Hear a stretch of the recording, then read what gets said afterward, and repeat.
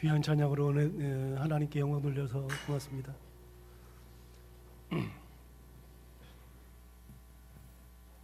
12절을 먼저 볼까요? 그러므로 나의 사랑하는 자들아, 너희가 나 있을 때뿐 아니라 더욱 지금 나 없을 때에도 항상 복종하여 두렵고 떨림으로 너희 구원을 이루라. 이렇게 시작하고 있는데 12절을 시작하는 단어가 뭐냐면 그러므로라고 하는 단어죠.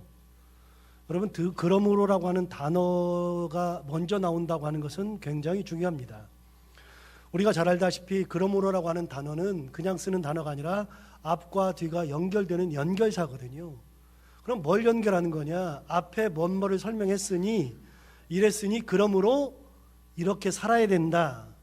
앞에 뭐가 있으니 그러므로 너는 이런 사람이 되어야 한다 라고 하는 연결사죠.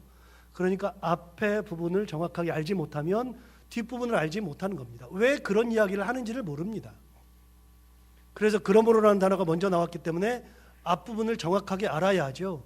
그 앞부분에 대한 이야기는 조금 이따 하겠습니다. 일단은 그러므로 어떻게 하라라고 하는 장면이 나오는데 12절에 다시 한번 보실까요? 그러므로 나의 사랑하는 자들아, 너희가 나 있을 때뿐 아니라 더욱 지금 나 없을 때에도 항상 복종하여 두렵고 떨림으로 너희 구원을 이루라. 이렇게 이야기하고 있습니다. 어떻게 하라? 그렇게 하라고 하는 것을 이야기해 주는데 지금 기본적으로 하는 것은 세 가지의 정보를 이야기해 주고 있거든요. 첫 번째 정보가 뭐냐면 옛날에 내가 너희들과 함께 있었다. 지금은 아닌데 옛날에는 내가 너희들과 함께 있었다. 내가 있었을 때 너희들이 복종을 참 잘했다. 그러니까 빌립보 교인들의 신앙을 이야기해 주죠. 너희들은 복종하는 신앙을 가지고 있었다. 세 번째, 내가 없는 지금도 더욱 복종해서 두렵고 떨림으로 너희 구원을 이루어야 한다는 사도 바울의 바람도 들어있죠. 세 가지의 정보가 다 들어있습니다. 여러분, 이야기했듯이 사도 바울은 지금 빌립보 교회에 있지 않습니다. 그가 있는 곳은 감옥입니다. 우리가 알다시피 에베소서, 빌립보서, 골로새서, 빌레몬서 4개는 옥중서신이라고 이야기합니다. 옥중서신이라는 것은 옥에 있을 때 편지를 쓴 거잖아요. 그러니까 지금 빌립보서는 옥에서 편지를 쓴 거예요. 옥에서 빌립보 교인들을 향해서 편지를 써준 겁니다. 사도 바울이 지금 빌립보 교회에 있는 게 아닙니다. 옥에 있었는데 생각해 보니까 사도 바울이 있었을 때 어떻게 있었느냐? 빌립보 교인들은 복종하는 신앙을 가졌어요. 참 복종을 잘했어요. 그럼 누구에게 복종했느냐? 그건 성경에 나오지 않으니까 정확하게 알 수는 없는데 분명한 것은 빌립보 교인들은 복종을 잘했습니다. 누구한테 복종한 거냐? 그걸 이리저리 따져보면 답은 딱 나옵니다. 그걸 따지려면 시간이 너무 많이 가고 설교의 주제랑 맞지 않으니까 따지지 않겠습니다. 분명한 것은 사도 바울이 말하는 이 복종, 빌립보 교인들이 했던 복종은 사도 바울에 대한 복종이 아니라 하나님에 대한 복종, 말씀에 대한 복종, 예수 그리스도의 삶을 본받는 그런 삶을 살아가면서 하는 복종. 사도 바울은 자기한테 복종하라고 말한 적이 한 번도 없습니다. 사도 바울은 자기가 어느 곳에 갔을 때 누군가 자기에게 절했을 때 그 절도 받을 수가 없었습니다. 절을 할 때 못하게 했습니다. 자기에게 제사를 드리려고 할 때 그거 하지 못하게 했습니다. 사도 바울은 어느 곳에 가든지 나도 너희랑 똑같은 사람이라고 얘기했을 뿐이지 자기에게 복종하라고 가르쳐 준 적이 한 번도 없습니다. 사도 바울은 누구에게 복종하라고 가르쳤냐면 하나님에게 복종하라고 가르쳤어요. 그런데 사도 바울이 있을 때 빌립보 교인들이 어떻게 복종했느냐? 사도 바울의 말씀을 듣고서 항상 하나님에게 복종하는 것을 배웠어요. 그리고 그렇게 살았어요. 그들의 삶은 복종의 삶이었습니다. 그걸 사도 바울이 눈으로 지켜봐야 했습니다. 여러분, 사도 바울이 그때의 빌립보 교인들과 있을 때 빌립보 교인들이 복종을 잘했거든요. 그런데 무슨 얘기를 하냐면 내가 지금 없잖아요. 내가 지금 없으니까 어떻게 되느냐? 너희들이 어떤 삶을 살아가야 되느냐라고 하는 것을 얘기하는 거예요. 다시 12절을 볼까요?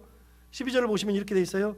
그러므로 나의 사랑하는 형제들아, 너희가 나 있을 때뿐 아니라 더욱 지금 나 없을 때에도 항상 복종하여 두렵고 떨림으로 너희 구원을 이루라. 이렇게 말하고 있잖아요. 나 있을 때 너희들이 복종하는 거 내가 잘한다. 그런데 나 없을 때에는 어떻게 살아야 되냐? 본문을 보시면 이렇게 돼 있어요. 나 있을 때뿐 아니라 다음에 뭐가 나오냐면 더욱이라는 단어가 나와요. 더욱 지금 나 없을 때에도 항상 복종해라. 너희들 나 있을 때 복종 잘했지? 그러면 나 없을 때도 복종해야 돼. 복종해야 되는데 어떻게 복종하느냐? 더욱 힘써서 복종해야 된다. 여러분, 사도 바울이 없으면 문제가 생기죠. 우리가 감시자가 없으면 문제가 생기는 게 당연하니까. 누가 쳐다보면 잘하잖아요. 그분이 너무 이렇게 강하고 카리스마가 있으면 그분 밑에서는 아무 소리 못하고 열심히 잘하죠. 복종해요. 사도 바울이 있으니까 그럴 수밖에 없었어요. 그래서 열심히 복종하면서 살았어요. 하나님 앞에 복종했어요. 말씀 앞에 복종했어요. 그리스도 앞에 복종했어요. 복종했는데 사도 바울이 없어지면 문제가 생길 게 뻔하잖아요. 그러니까 사도 바울이 어떻게 해요? 사도 바울이 나 없을 때는 더욱 더 항상 복종해야 된다. 여러분, 사도 바울이 자기가 없지만 문제가 생길 걸 알지만 그 사람들한테 말하는 게 뭐냐면 복종하는 것이 지금보다도 더 많아야 된다. 사도 바울은 자기가 없으면 문제가 생겨요. 그런데 여러분 보세요. 사도 바울이 없으면 문제가 생기기 뻔한데 성경은요 그렇게 이야기하지 않는 경우가 굉장히 많아요. 사도 바울이요 자기가 함께 있었을 때 있었던 성도들을 떠날 때, 지금 수요 성경 공부하고 있는데 수요 성경 공부 때 1차 전도행을 끝내면서 자기가 돌아다녔던데 비시디 안디옥, 더베, 루스드라, 이고니온 그런 데에 가가지고 장로들을 세웠어요. 장로들을 세운 다음에 어떻게 했어요? 금식기도를 시키고 그들에게 어떻게 했느냐면 내가 떠난다, 그러니까 너희들 큰일 났다, 잘해야 된다, 그런 말도 하지만 어떻게 되냐? 그 본문에 보면 그들을 죽게 의탁했다. 자기는 떠나지만 누가 계셔야 돼요? 주님이 계시면 된다. 주님에게 내가 너희들을 의탁한다라고 얘기하죠. 이게 어디 나오느냐면 사도행전 그 뒤쪽에 보면 밀레도에서 에베소 장로들을 불러요. 밀레도에서 에베소 장로들을 불러서 자기가 밀레도에서 마지막 에베소 장로들하고 이런저런 얘기를 나눈 다음에 유언 같은 유언을 해요. 왜냐하면 자기가 예루살렘으로 와서 붙잡힌 다음에 로마로 끌려가서 죽거든요. 그러니까 자기는 죽는 줄 알아요. 그러니까 다시는 못 봐요. 못 보는 에베소 장로들에게 뭐라고 하냐면 이런저런 얘기를 많이 한 다음에 맨 마지막이 뭐냐면 그들과 함께 무릎을 꿇고 기도해요. 막 기도한 다음에 어떻게 하느냐? 그들을 죽게 의탁한다. 내가 너희들을 주와 주의 말씀에 의탁한다고 돼 있어요. 여러분, 사도 바울이 없어지면 누구한테 의탁해요? 하나님 앞에 의탁하고 예수님 앞에 의탁해요. 예수님께서 은혜를 주시면 괜찮은 거예요. 사도 바울은 자기가 없을 때, 내가 없을 때 너희들이 내 눈치 보면서 살면 안 되는 거다. 내 눈치 보면서 사는 것은 내가 없어지면 문제가 생기잖아요. 그래서 사도 바울은 내가 없어진 다음에 더 잘해야 되는 거다. 그러면 어떻게 하면 더 잘하느냐? 내가 없어졌을 때 내 눈치 보고 살았던 사람은 내가 없어지면 문제가 심각해지는데 그럴 필요가 전혀 없다. 이제부터는 내 눈치를 보지 말고 예수 그리스도를 바라보면서 살아야 된다. 여러분, 누구 봐요? 예수님 봐요. 예수님을 바라보면 딴 생각을 할 수 없고 딴 짓을 할 수가 없어요. 그러니까 사도 바울이 얘기하는 거예요. 내가 있을 때 너희들이 복종한 걸 내가 잘 안다. 그런데 내가 지금 없어져서 내가 지금 감옥에 있는데 너희들이 지금 어떻게 되느냐? 너희들은 지금 예수님 말씀 앞에 복종하고 예수님께 복종해 더 열심히 복종하고 살아라. 그걸 부탁하고 있어요. 여러분, 이게 누구의 신앙이냐? 사도 바울의 신앙이에요. 사도 바울은 내가 없으면 문제가 심각해지니까 어떡하지가 아니라 내가 없어져도 괜찮아요. 주님께서 계시면 괜찮고 너희들이 예수님을 바라보면 괜찮다. 여러분, 신앙생활할 때 유창훈 목사 보고서 신앙생활하는 거 아니잖아요. 알고는 있는데 목사님 없으면 문제가 생길 때가 있잖아요. 신앙이 엇그러지고 막 그럴 때 있잖아요. 그런데 그게 아니고요. 성숙한 신앙은 목사가 있어서 목사 때문에 신앙생활하는 사람이 아니라 점점 말씀이 주관하는 신앙생활. 말씀이 나를 꽉 붙들고 있어야 돼요. 목사가 없어져도 상관이 없어요. 여러분, 이 교회는 제가 있거나 없거나 상관이 없잖아요. 이 교회 누가 와도 상관이 없어요. 여러분, 목사가 주관하는 교회가 아니라 이 교회는 예수님께서 주관하는 교회가 되어야 되잖아요. 너희들 나 없다고, 그거 아니에요. 나 없다고 그러는 것이 아니라 예수님만 바라보는 신앙. 그렇게 살아가라. 그 말을 하는 거예요. 그래서 진짜로 이 말씀 볼 때마다 느끼는 게요. 교회는 목사가 이끌어가는 게 아니에요. 교회는 목사가 중요하지만 교회가 결정적인 것은 아니에요. 목사가 누가 이끌어가느냐? 말씀이 이끌어가고 주님께서 이끌어가시는 거예요. 모든 분들을 주님께서 붙들고 계셔야 되는 거죠. 사도 바울이 그 얘기하는 거예요. 내가 있을 때 너희를 복종했지 그것으로 끝이 아니야. 나 없을 때 더욱더 항상 복종해서 두렵고 떨림으로 너희의 구원을 이루라. 이걸 들으면 오해하기 딱 좋아요. 구원을 이루라 그랬으니까 우리가 구원을 받으려면 열심히 복종해가지고 두렵고 떨리게 막 신앙생활 잘해야 구원을 받는다고 생각해요. 이거는 번역의 오류예요. 번역을 잘못한 거예요. 이걸 번역하면 그래요. 두렵고 떨림으로 너희 구원을 이루라가 아니라 두렵고 떨리게, 네가 예수님을 바라보면서 두렵고 떨림으로 어떻게 하느냐, 구원을 향하여서 한 걸음 한 걸음 뚜벅뚜벅 은혜 가운데 걸어가라 그 말이요. 걸어가라. 구원은 받았잖아. 예수님을 통해서 구원 받았잖아. 구원 받았으니까, 예수님을 통해서 받았으니까 예수님을 바라보고 예수님이 가셨던 길을 따라서 뚜벅뚜벅 한 걸음씩 걸어가면 된다 그 말을 하는 거잖아요. 자, 내가 없을 때 너희들 더 복종해야 된다. 하나님 바라봐야 된다. 예수 바라봐야 된다. 두렵고 떨림으로 예수님 가셨던 길을 뚜벅뚜벅 걸어가는 신앙생활 하거라. 그런데 이 말을 할 때 그러므로라고 시작하잖아요. 그럼 앞에 부분이 있으니까 그렇게 사는 거예요. 나 때문에 사는 게 아니라 이 앞부분 때문에 그렇게 사는 거예요. 자, 그럼 그러므로 앞에 뭐예요? 그게 뭐냐면 볼 것도 없어요. 지난주 우리 설교할 때 나눴던 거예요. 그리스도 찬미송. 그리스도 찬미송의 핵심이 뭐죠? 간단한 거예요. 하나님이셨던 예수 그리스도께서 그의 근본 본체인 하나님을 버리시고 종의 형체를 입어서 사람과 같이 되신 거. 그래서 자기를 비워 종의 형체를 가지사 사람과 같이 되셨고, 낮아지셔서 십자가에서 달려서 돌아가실 때 복종하여서 십자가에 달려서 돌아가셨다. 그래서 예수님의 삶을 뭐라고 했다고요? 세 가지 단어로 표현했잖아요. 비우셨다, 낮아지셨다, 복종하셨다. 여러분, 예수님께서 되신 것은 어떤 거냐면 종의 형체를 가지고 사람과 같이 되셨어요. 이게 잘 안 와닿잖아요. 그런데 여러분, 제가 설교 준비하다 그런 생각이 번뜩 들었어요. 종의 형체를 가졌다, 낮아졌다. 이게 가능하냐? 불가능하다. 왜요? 여러분, 만약에 제가 질문이에요 지금. 여러분의 아들과 딸이 너 장래 희망이 뭐야? 그러니까 노예, 종 써놓으면 좋다 그래요? 아, 내 딸은 종된대. 아, 얘는 노예된대. 좋아요? 절대로 그거 좋은 거 아니잖아요. 우리 아이 지금 앉아있지만 우리 아이가 어렸을 때, 아니, 불자동차가 그렇게 좋았나 봐요. 불자동차가 좋아가지고 맨날 불자동차 그러더니 나중에 뭐 될래 그러니까 소방관 된대요. 여러분, 소방관 굉장히 좋은 거예요. 그런데 그때 당시에 제가, 야, 너무나 힘들게 살려고 하지 말고 다른 거 없냐? 그러는데 애는 불자동차 멋있잖아. 이렇게 쓰고 여기다 쓰고 옷 입고 그 빨간 차 타고 다니면서 막 예예 하고, 그다음에 뭐 들고서 막 불 끄고 다니고, 그러니까 너무 멋있나. 그러니까 지가 뭐가 되냐면 불자동차 타고 다니는 소방관이 되겠대요. 그때 당시에는 그게 안 받아지더라고요. 지금은 얼마든지 받아요. 된다 그러면 오케이.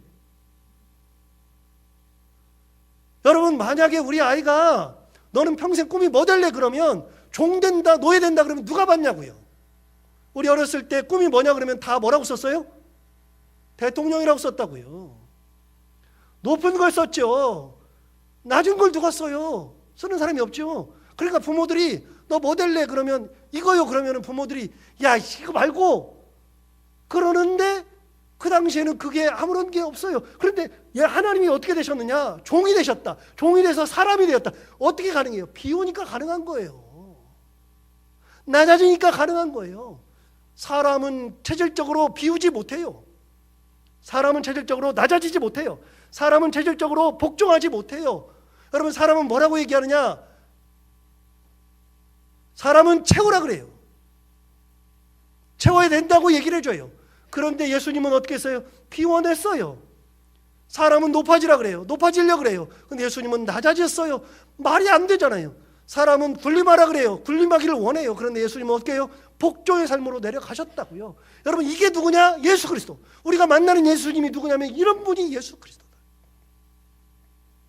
그분이 종의 형체를 가져서 십자가에 달려서 돌아가시기까지 하셨다는 거예요. 여러분, 그런 분이 예수 그리스도인데 무슨 얘기하는 거예요? 예수님이 비웠다, 낮아졌다, 복종했다. 그러니까 그러므로 너희들도 그렇게 살아라 그 말이에요. 그러므로를 거창한 게 아니에요. 주님을 바라보면 된다. 주님을 바라보면 주님께서 그렇게 살았는데 네가 얼마나 높아지려고 그러느냐. 야, 주님도 복종했어. 그러니까 너도 어떻게 해라? 복종해라. 나를 바라보는 게 아니라 주님을 바라봐라. 주님을 보면 낮아지셨고 복종하셨고 그리고 비우셨기 때문에 너도 낮아지고 비우고 복종하면 되는 거다. 그럼 어떻게 돼? 그럼 네가 구원을 향해서 뚜벅뚜벅 걸어가는 거야. 세상에 어떤 일이 있었을 때 그걸 가지고서 보는 게 아니라 그걸 향해서 뚜벅뚜벅 걸어가는 거죠. 자, 13절 14절 볼까요? 뚜벅뚜벅 어떻게 걸어가나 볼까요? 너희 안에서 행하시는 이는 하나님이시니 자기의 기쁘신 뜻을 위하여 너희에게 소원을 두고 행하게 하시나니 모든 일을 원망과 시비가 없게 하라. 어려워가지고 사실 잘 모르는데요, 13절은 그거예요. 제가 설명해 드릴게요. 저를 보시면 돼요. 이런 거예요. 하나님께서 너희들 안에 계시니까, 하나님이 너희들 안에 계시지, 그러니까 너희가 하나님이 기뻐하는 삶을 살아갈 수 있도록 어려움을 당할 때, 힘들 때, 괴로울 때, 어떤 일이 있을 때든지 하나님이 너를 도와주실 거야. 너에게 힘을 주실 거야. 네 힘으로 이걸 이겨내는 것이 아니야. 네 힘으로 이거를 극복하는 게 아니야. 그런 게 아니라 네 안에 하나님 계시잖아. 하나님이 계시니까 네가 어려운 일을 당할 때 네가 예수 그리스도를 바라보고 있으면, 예수님이 십자가에 가셨지, 그럼 그걸 바라보고 있을 때 아, 나도 예수님처럼 살아야 되는데 라고 생각할 때 내가 살아야지 그러는 게 아니라 내가 예수님을 바라보기만 해도 하나님이 네 속에 살아 계시니까 너에게 힘을 북돋워 주실 거야. 누구 힘으로 살아요? 하나님의 힘으로 살아요. 하나님이 힘 주셔야 되는 거예요. 여러분, 세상 살아가다 보면 어려운 일이 있어요. 두려운 일이 생겨요. 예기치 않은 일들이 벌어져요. 그때마다 무슨 말씀하시냐면, 야, 그럴 때마다 너는 누구를 바라보냐면 예수님 바라보면 돼. 예수님. 낮아지셨잖아. 너는 그만큼 낮아지지 않잖아. 비우셨잖아. 너는 그만큼 비우지 않았잖아. 여러분 보세요. 우리가 얼마나 비웠어요? 얼마나 낮아졌어요? 안 돼요. 우리는 체질적으로 그게 되지 않아요. 그런데 예수님 바라보고 있으면 네가 세상을 살아갈 때 하나님이 네 안에 계시니까 네 속에서 네가 예수님을 바라보며 살아갈 수 있도록 힘을 북돋워 주시는 분이 계셔. 그분이 하나님이셔. 하나님의 은혜대로 살아가라. 여러분, 사도 바울은 무슨 얘기하는 거냐면 예수님을 바라보면 되고 네 안에서 행하시는 하나님의 힘으로 살아가면 되는 거다. 그러면서 14절을 얘기하는 거예요. 원망과 시비가 없게 하라. 여러분, 세상 살다 보면 우리가 원망이 얼마나 많아져요. 저도 많고요. 저도 여기서 자유로울 수 없으니까요, 저도 뭐라고 말 못해요. 그러니까 여러분 보고 원망하지 말라고 얘기 저 잘 못해요. 제가 가면서 뭐 어떻게 그런 얘기를 해요. 근데 원망이 많잖아요. 우리는 원망이 많은데 왜 원망과 시비가 생겨요? 자존심 때문에 그래요. 소외감 때문에 그래요. 남들보다 내가 더 소외받는다고 생각하고 그런 대접 받는다고 생각하니까 원망도 생기고 시비도 생기고, 왜 공평하지 않느냐 때문에 우리는 많이 싸운다고요. 맞아요. 공평하지 않으면 싸우게 돼요. 저 역시 그렇게 많이 싸웠고요. 지금도 공평하지 않은 것을 참 싫어해요. 그런데 원망과 시비가 없이 하라는 건 뭐예요? 너 예수님 바라봐라. 예수님 바라보면 예수님은 원망한 적이 없다. 낮아지셨다. 종이를 가졌다. 종이 되셨고 사람처럼 되신 다음에 십자가를 달려서 돌아가시기까지 원망도 없이 가셨다. 그 길을 갈 때 하나님 나 왜 그래요? 하나님 나를 왜 보내요? 나를 왜 십자가에 죽여요? 그런 말 예수님은 안 하셨지 않냐. 너 아무리 힘들어도 예수님보다는 낫다. 예수님만큼은 아니다. 하나님의 힘으로 살아가면 원망도 얼마든지 극복하면서 갈 수 있고, 시비거리가 생겨도 얼마든지 극복하면서 갈 수 있지 않겠느냐. 그런 얘기를 하는 거죠. 여러분, 예수님은 원망과 시비를 하지 않았어요. 예수께서 그 길을 가셨다면 우리가 뭐라고 예수님보다 더 나은 길을 가요. 그렇게 가는 것 자체가 말이 안 되죠. 쿠오바디스라는 영화가 있습니다. 쿠오바디스라는 영화는 여러분들이 대개 안 보셨지만 다 몇 번은 설교를 들어서 아시는 그런 내용인데, 이 영화는 구전으로만, 입에서 입으로만 내려오던 내용을 폴란드의 한 작가가 진짜로 그런 일이 있었나 싶어가지고서 로마에서 베드로가 십자가에 거꾸로 달려서 죽었다는 구전이 내려오니까 그걸 찾아서 로마로 갔어요. 로마로 가서 15년 동안을 로마에서 살면서 베드로의 자취, 흔적을 찾아서 막 여기저기 돌아다니다가 쓴 소설이 쿠오바데스라는 소설, 도미네라는 소설이고, 그 소설을 가지고 영화를 만드는 게 쿠오바데스라는 영화예요. 지금도 얼마든지 다운로드 받을 수 있어요. 네이버에 가서 다운로드 받으면 1,800원이면 받아요. 왜 제가 아느냐? 오늘 아침에 제가 또 보려고 받았거든요. 2시간 48분짜리 영화예요. 보는 게 쉽지 않아요. 그 내용이 뭐냐? 여러분, 이 내용은 로마 시대, 네로 황제 시대가 배경입니다. 네로가 황제였을 때, 네로는 로마의 많은 황제들 중에서 가장 악한 그런 황제잖아요. 그 황제 시절에 AD 64년에 로마에 큰 불이 났거든요. 큰 불이 났을 때에 사람들이 로마의 황제를 손가락질하면서 저 사람 때문에 그렇다 그래서 그 모든 그 손가락질을 다 네로가 받기 시작하니까 네로가 어떻게 했느냐? 내가 손가락질을 받을 게 아니라 누가 했다고 하면은 그 사람한테 손가락질이 갈 거야. 그래서 생각한 게 뭐냐?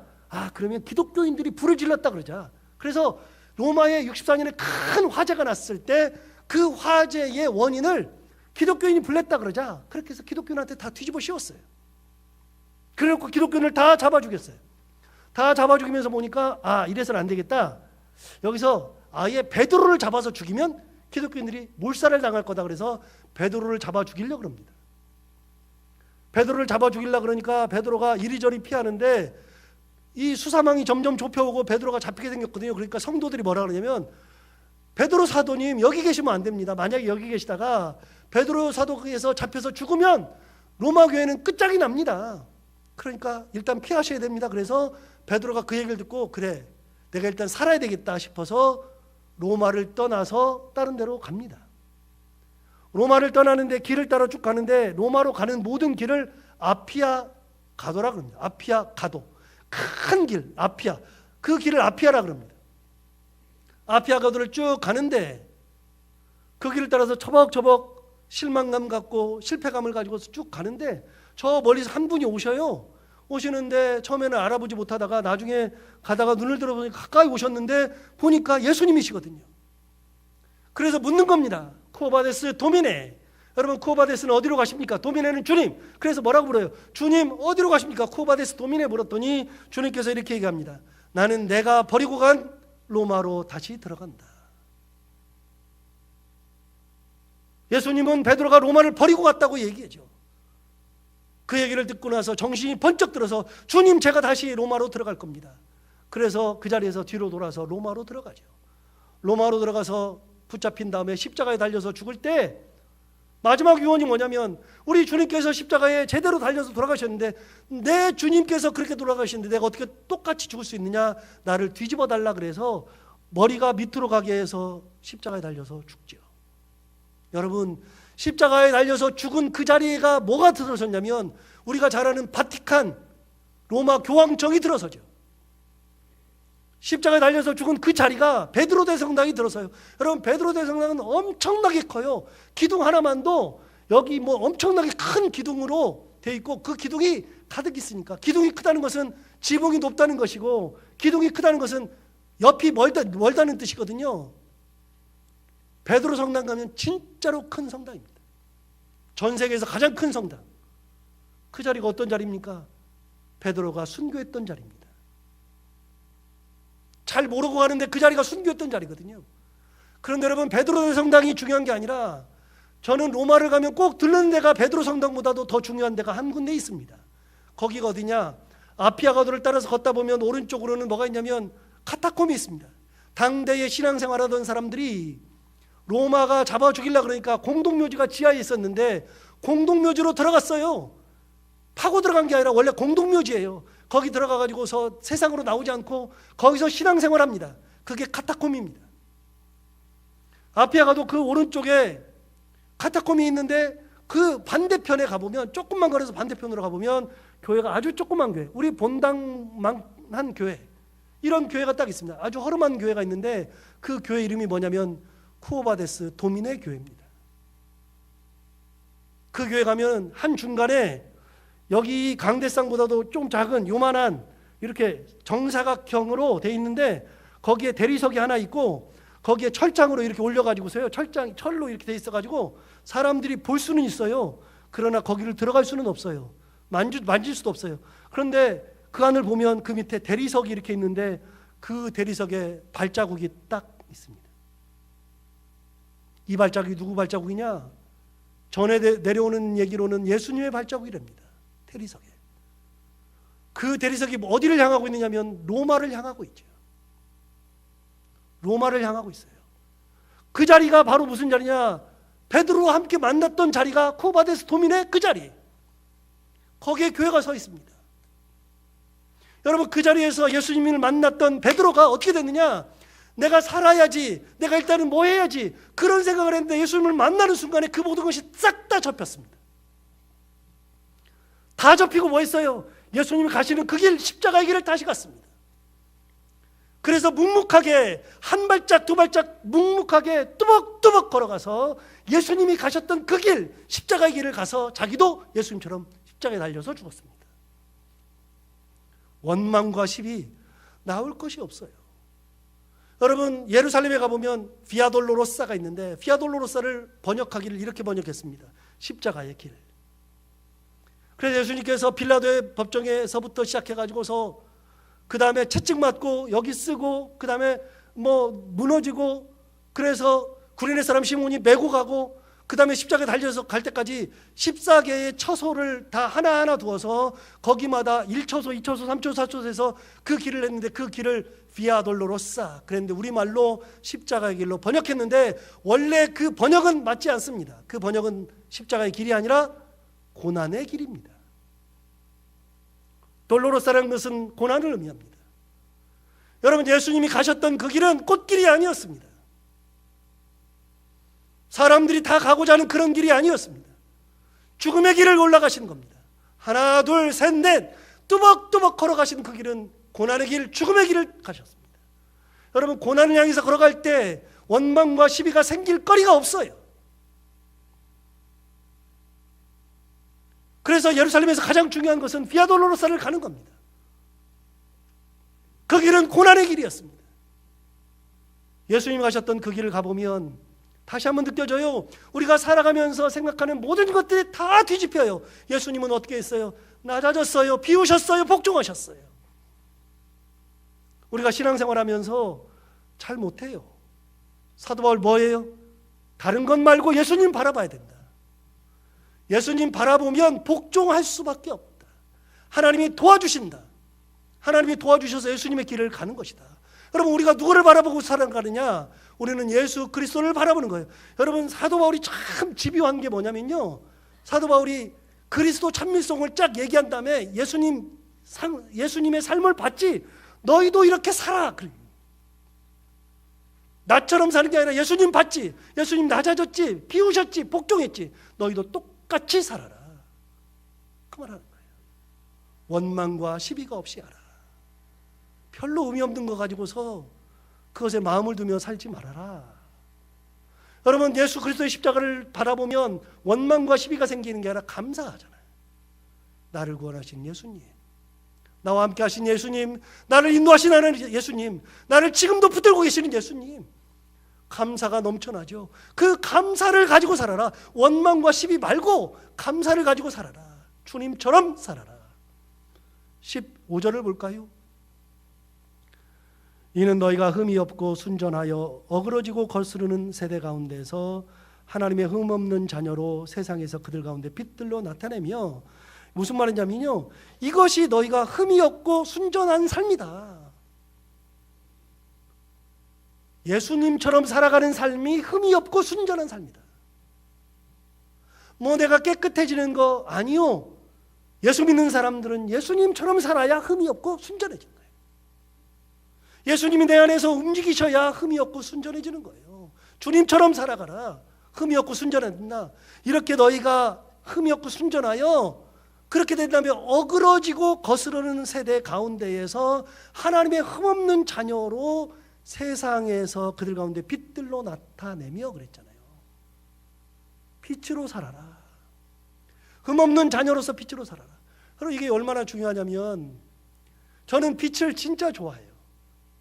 그래서 사도 요한이 빛 이야기를 많이 했고요, 빛에 대해서 많이 얘기를 했는데, 여러분, 성도들을 뭐라 그러냐면 빛이라고 얘기해요. 예수님이 빛으로 오셨고 우리도 예수님을 따라서 빛으로 살아가는 거예요. 여러분, 빛으로 오셨으니까 어두움 많은 이 세상, 죽음밖에 없던 이 세상에 예수님께서 오셔서 빛으로 비추셔서 구원을 이루셨어요. 빛이 비쳤어요. 우리가 회사 생활할 때 어둠이 가득한 곳은요, 서로 원망하고 서로 시비하고 막 어둠이 가득한 곳이 있어요. 그런 곳에 내가 들어가면 나도 어두워지고 나도 그 빛을 잃어가는 게 아니라 내가 들어가는 순간에 그 공동체가 무슨 공동체로 바뀌느냐? 빛의 공동체로 바뀌어야 된다. 교회에 제가 부임하면서부터는 어두움의 교회가 빛의 교회로 바뀌어야 된다고 제가 생각하거든요. 제가 빛처럼 교회에서 빛이 나야 되거든요.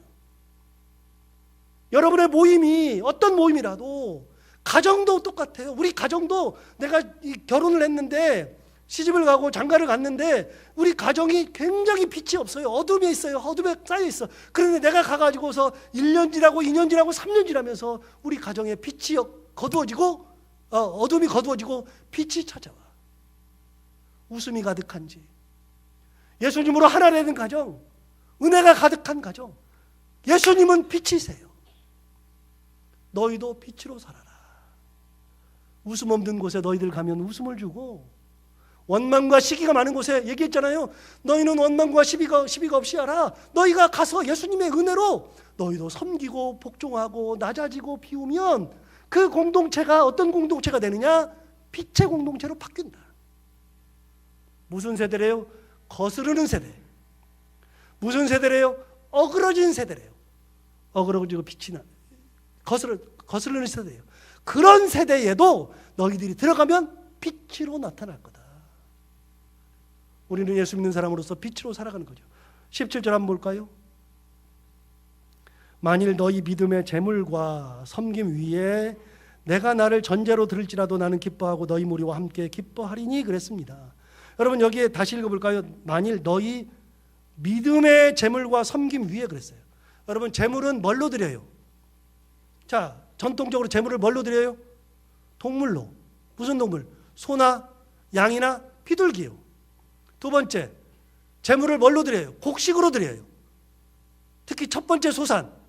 그래서 재물은 동물이나 곡식이에요.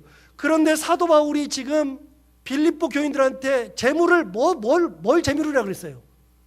동물이라고 그랬어요? 곡식이라고 그랬어요? 뭐라고 그랬어요? 믿음의 재물이라고 그랬어요. 우리가 드리는 재물은요, 믿음으로 드리는 재물이에요.